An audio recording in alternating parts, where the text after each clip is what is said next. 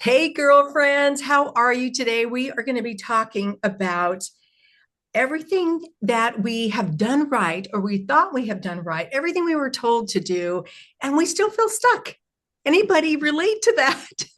Where you've maybe created a career, you've been, successful in all these different areas, and now you're maybe transitioning into a new space. And that's what Pamela Sylvan is here to chat with us about. Hi, Pamela. How are you? I'm well, Karen. Thank you for having me.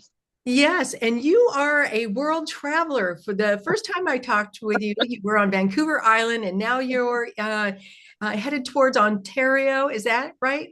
Yes, I'm Yeah, currently in Ontario, headed out to Nova Scotia. to Nova Scotia. Oh my gosh, we had women are world travelers. They take their business with them and helping other women in this space. And so you are an author of Older Power and the founder Yes. of Elder School, where you work with accomplished midlife women who are standing at life's major thresholds and ready to step into the next stage of authority, purpose, and power, drawing on decades of leadership, facilitation, and your own decade in the void. So we'll have to talk a little bit about that because I'm so curious. You help women name where they really are, reclaim what they've given away to fear, failure, and rejection, and cross into elder season on purpose rather than by accident. And so, Pamela, tell us a little bit about you, first of all, and a little bit about your story. Well, to sum it up, I'm currently in that stage of life which I would call elderhood. It was a decision. We all grow old. That is a biological fact. Not everybody chooses to become an elder. And an elder, I would say, is someone who decides that they're going to start living their life a particular way, mainly onboarding their power and the gifts that they were built for when they got here. As for myself, I am a homesteader, a van lifer, an author, a business creator, a woman who who fully lives in her authority, and I'm encouraging other women to do it too. I would hate to think that we spent so much time on this planet and never quite got around to that one piece. So in a nutshell, that's who I am. And how I got here, how I arrived at this revelation. Well, like many women, it comes to us by accident sometimes or through crisis, if you will. I know we put a lot of emphasis on that term midlife crisis, but I would say it comes even before that time. There's a knocking, a whisper, something dramatic happens. Mine came in the way of ill health, and that sort of pushed me into where I am now, where I let go of everything. I left my teaching job. I was a professor. I had my own business on the side as well. And I gave it all up and I left where I lived. I packed two bags of clothes and took my laptop, got on a plane, landed on the West Coast with absolutely nothing, knew nobody, had no job, had nowhere to live, didn't have a cup to drink out of or a pillow to sleep on. And I just started from there. Wow. And I think so many women are now really questioning this whole space of midlife going into this.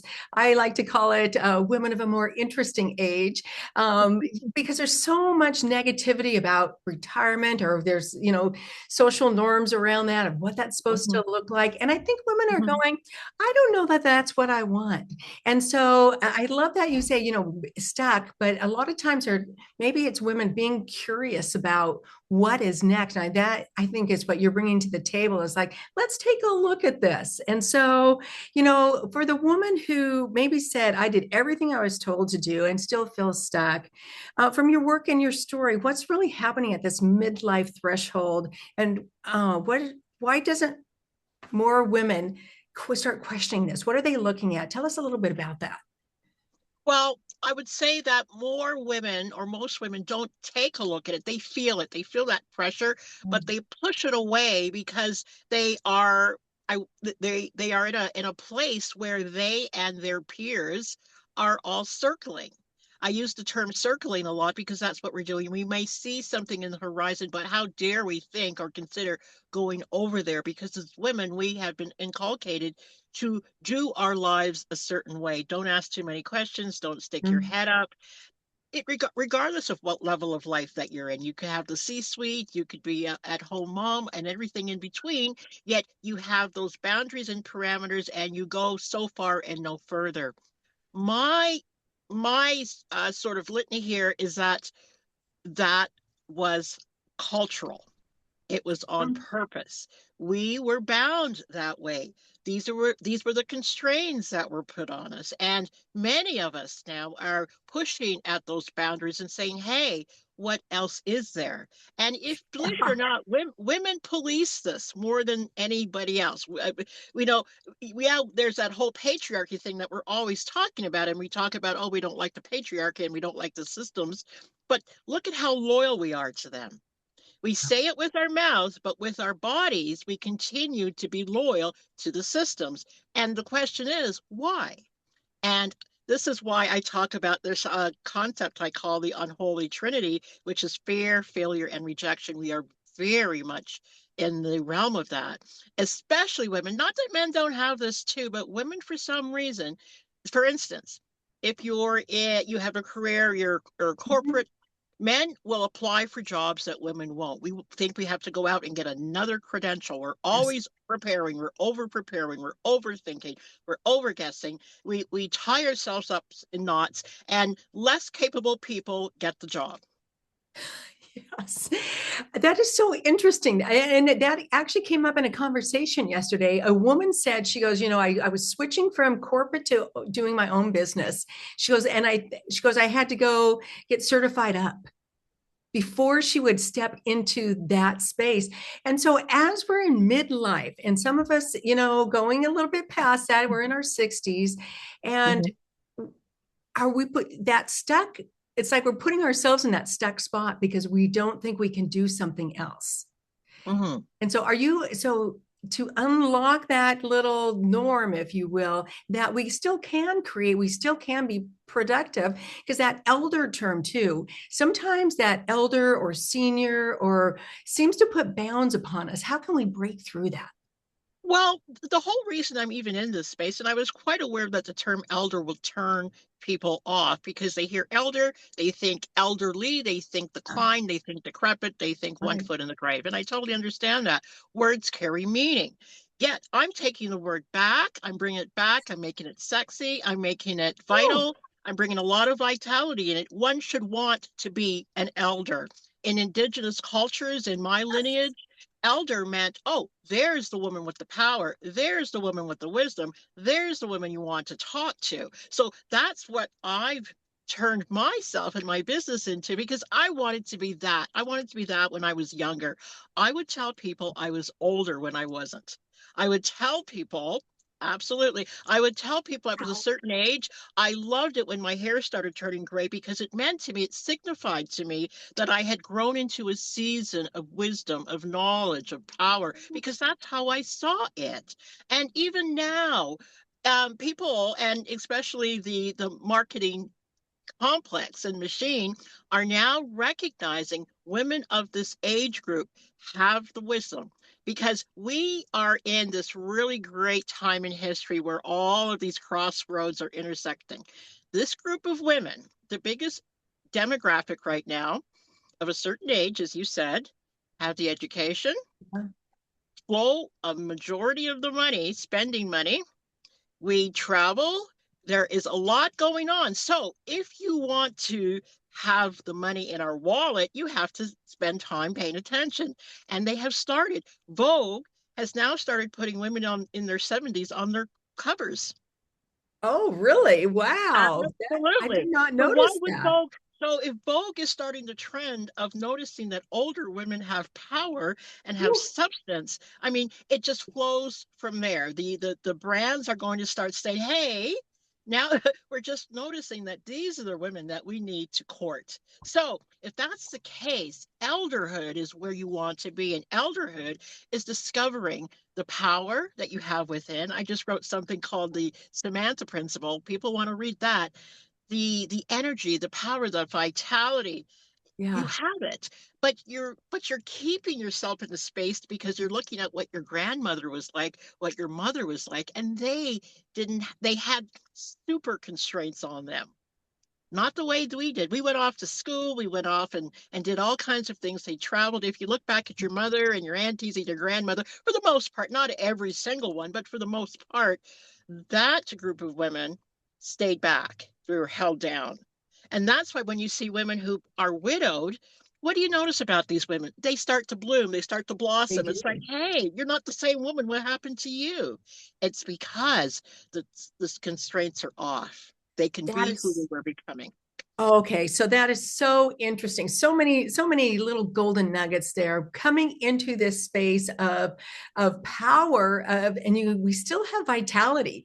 I Mhm. hear some women, kind of they hear that, oh, well, I'm in my 60s or whatever. And it's almost like they're counting down the days, Yeah, and you're not supposed to have energy, but we keep fit. I mean, look at the women. I look at the women around me. They are in better shape now than they ever have been because they have a little bit more absolutely. time. They're managing their time differently. They're starting Yeah, passion projects. They're starting businesses. They're getting out there speaking. They're doing yeah. all these fabulous things. And it's just amazing to watch. And I love that you bring that word vitality to it. Absolutely. I remember my grandmother at my age in her 60s, and it was a totally different creature, only because that was the narrative.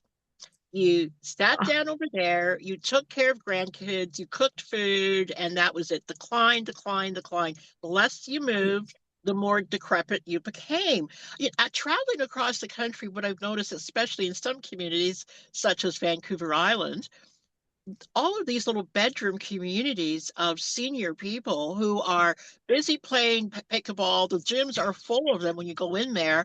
I mean, they prompted me to write an essay called "Die Sexy" because that's where they're going with this. It's because they are not holding back, Yeah. and they're I recently um I would say an article came out in the New York Times, and it talked about, it was quite negative, talking about older Mm. people hoarding the potential possibility and wealth of America.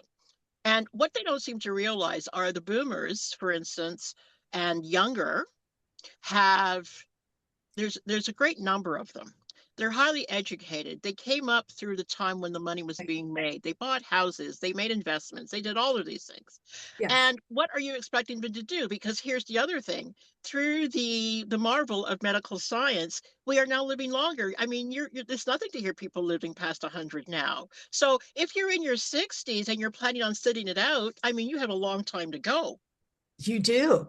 So not only do we need to keep our bodies moving and being strong, we need to keep our minds moving and Ab- going ab- strong. We are not done. Absolutely. I remember being at a conference one time, and there was a panel of women, and one of the women was a judge, and she goes, I'm in the only profession where I gain more power the older I get because I have more wisdom.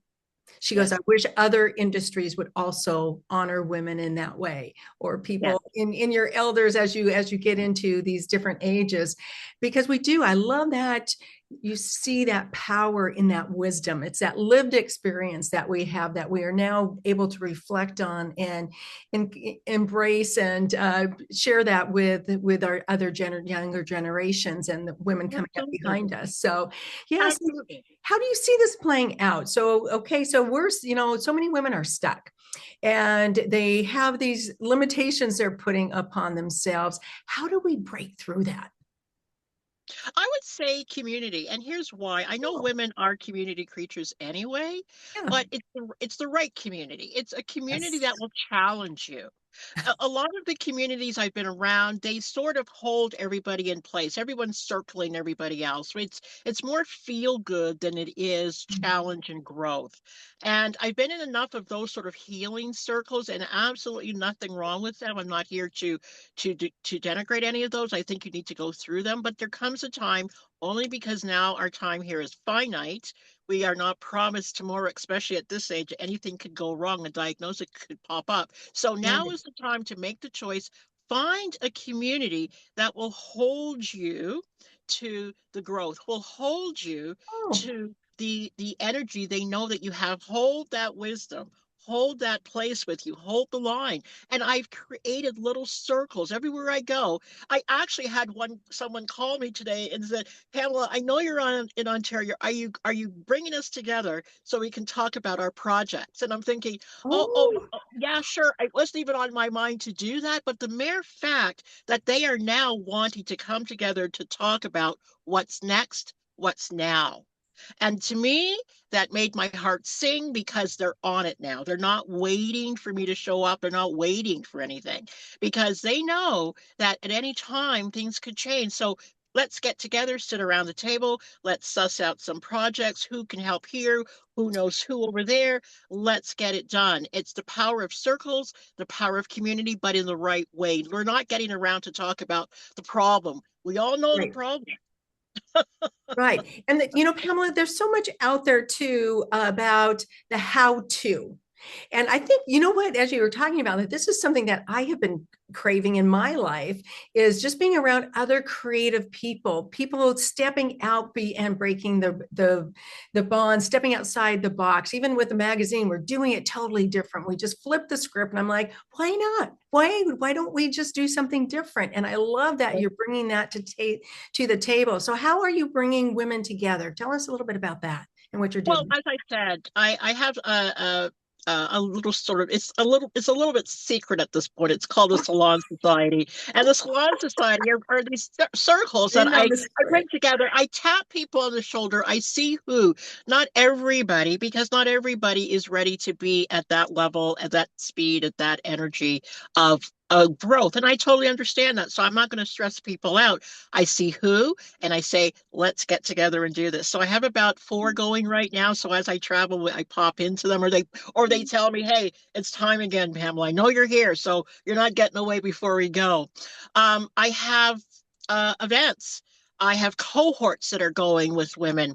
They're small, they're intimate, but they're potent and they're powerful and they're purposeful because I know what it's like to be going through that void. I mentioned the void, and the void is Yeah, tell us a little bit about that.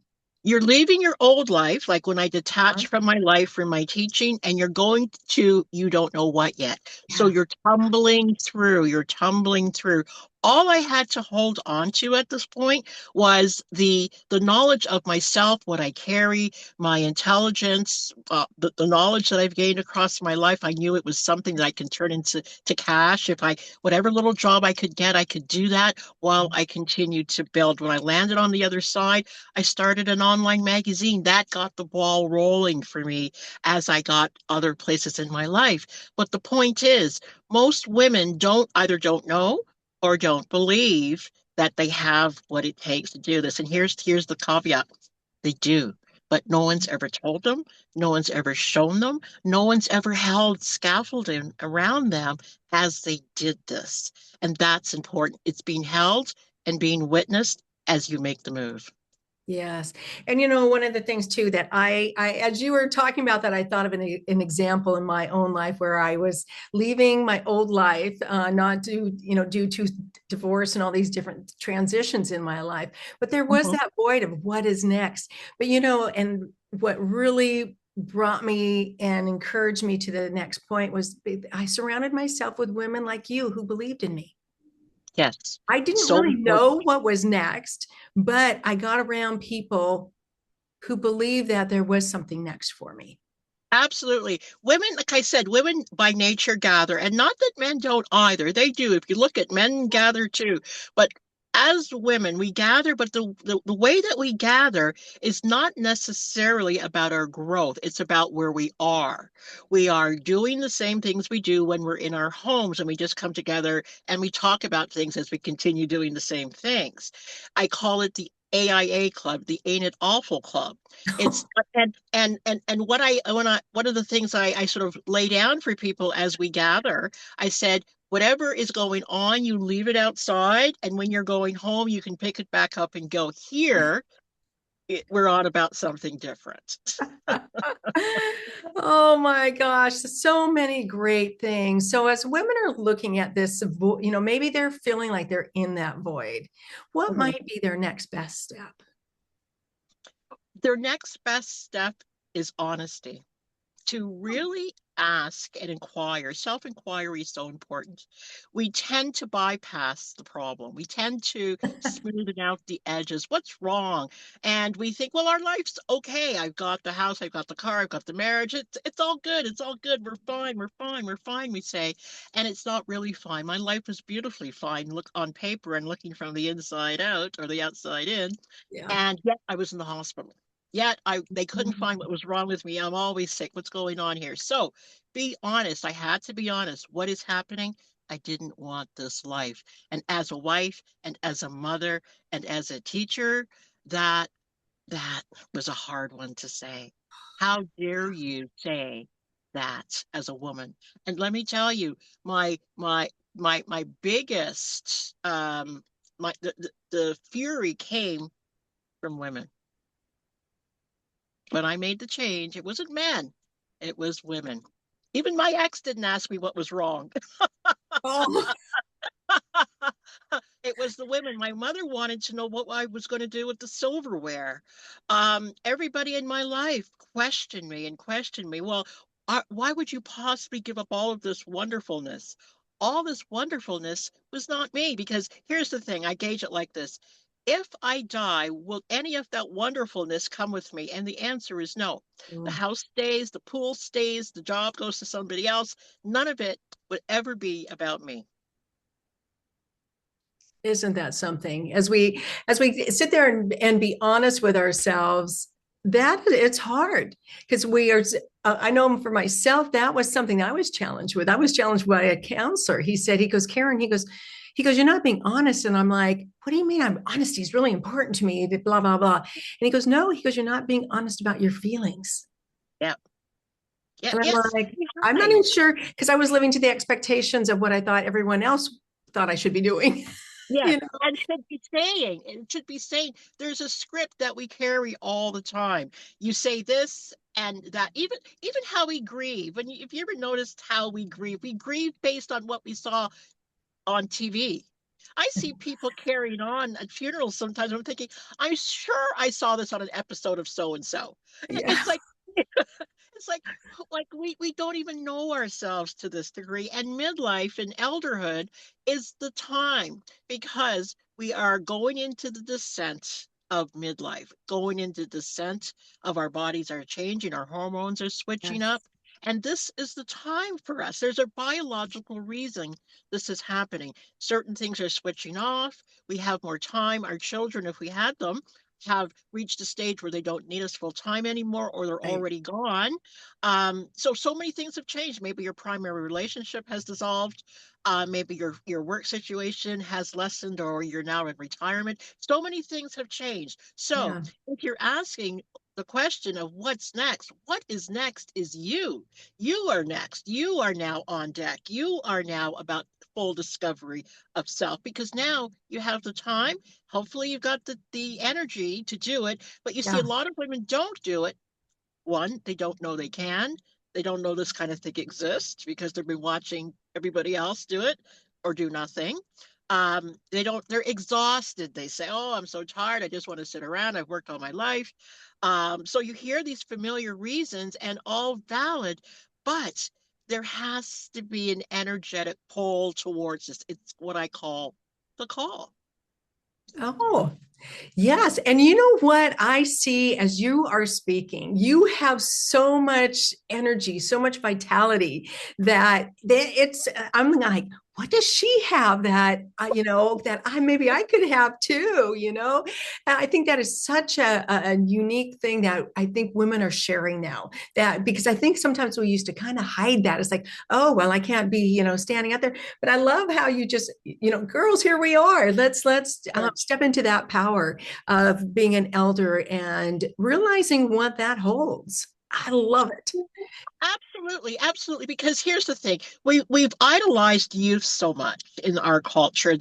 Whether it's through makeup, fashion, all of it. But really, really, are we expecting the youth to carry the knowledge forward of what is. I mean, are you running to a 30-year-old to tell you how to live your life? Yet we have unknowingly done it. When you look at podcasts, who's telling you what to do? It's the young tech bros with black t-shirts on. I see them. I see that. I see the conversations. They're in reels too, Yep, all across the yep, board. Yes. yep. So, ladies, so what, as we are stepping into this elderhood, if we're going to embrace that, what do you suggest for a woman who's maybe been circling emotionally, financially, and for her to cross over into this new space? It's a process. We think it's going to happen this sort of lickety split society. We have a hack or a tip. I don't Right. do hacks. I don't do tips. I take things slow. Sit down, ask, be in the position to be with self. I'm very much, and I'll share something personal. I have a muse. She is my muse. She is my other. She is my um, internal guidance system, if you will. And I have a relationship with my GPS. And I would ask a question, and it might be while I'm doing dishes or something, the answer floats in, or when I'm doing my morning pages, or I'm walking or something. But it has become a relationship that I have come to rely on and I trust and I believe. If you see the sign behind me, I believe this that comes forward through me. The work that I'm doing came through that relationship. I had no idea 5 years ago that I would specifically be working on something called elderhood and elder power and calling myself an elder strategist. I mean, the work I did previously, it fit nicely and stacked nicely on top of it. So I bring forward, I transcended that, but include it now in the work that I do. But it's because of that inner relationship. Know thyself to the point that you trust yourself, the answers that float forward. Isn't it interesting how we would go running to other people to tell us about ourselves? Yes, we do. We do. Isn't that interesting? So Wow. other people somehow know us better than we know ourselves. And in some cases they do because we don't take time to know ourselves. But Mm, other people watching us know us. The only other person I would think that would know me as well as I know myself, and not even as well anymore, is my mother before she passed away. But mhm, we all keep most of ourselves hidden and hidden to ourselves especially. The mm. job now is discover that deep well of self. That's where the power is. That's where the energy is.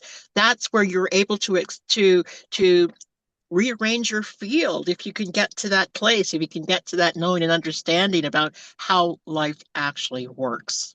Right. So, what's one step you want to leave the ladies with? They're not going to like it. What's her name? Oh, we're not going to like it. Oh dear. No, Okay. no, they're not going to like it because again, we want to hack. Yeah. Take out a notebook and a pen and sit down in the quiet and ask, what do I want at this stage of my life? Okay, that is such a difficult question. That is one I personally have been battling. I feel like it's a battle sometimes, even for the last 7 years, as I've been kind of going through this whole reinvention or discovering who I am and really looking inward.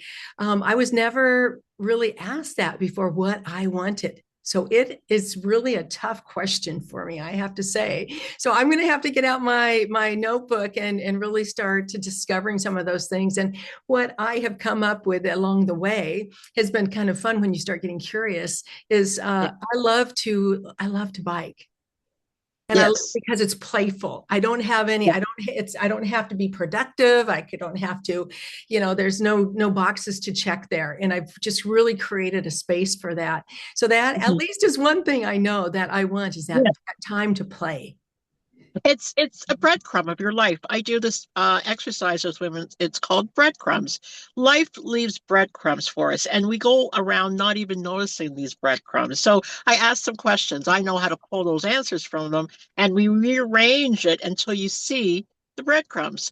I'm not telling you about you. You're telling me about you, and I'm showing you back. I'm reflecting back what you told me.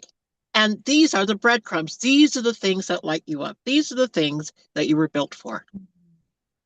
Oh, I love it. So, ladies, you have your homework now. Grab your pen and paper, and it feels so good when you actually write things out too, and journal in your own handwriting. So, as we close out, what would you? Is there anything else you'd like to leave the ladies with? Well, I would like to say, first of all, you're not broken. You're just programmed and you're loyal to the program. So don't give yourself such a hard time. Exhale, take a breath, have some fun with it. Wherever you happen to be in your life, have fun with it. That you know what, and we talk a lot about becoming. You have become. Just enjoy it. Expand it a little bit. Enjoy it and ask yourself some questions and see what you come up with. Oh, I love it, Pamela. Thank you for joining us and sharing this new concept. Well, new, old, this elderhood, and taking the stigma away from it, showing us that there Sure. is power and beauty and Yes, it's energy. And sexy. It's sexy. it It's is. vital. It's fun. It's powerful. How do you not want to be that? I ask people. Yes, absolutely. So, ladies, just we thank you for being with us, and Pamela, I hope that ladies connect with you. So, tell us too, just before we sign off, how can the women connect with you if they want to learn more about this? That's through PamelaSylvan.com, and you'll find everything there that you need to know. Fabulous. Thanks for joining us. We'll see you next time. Thank you.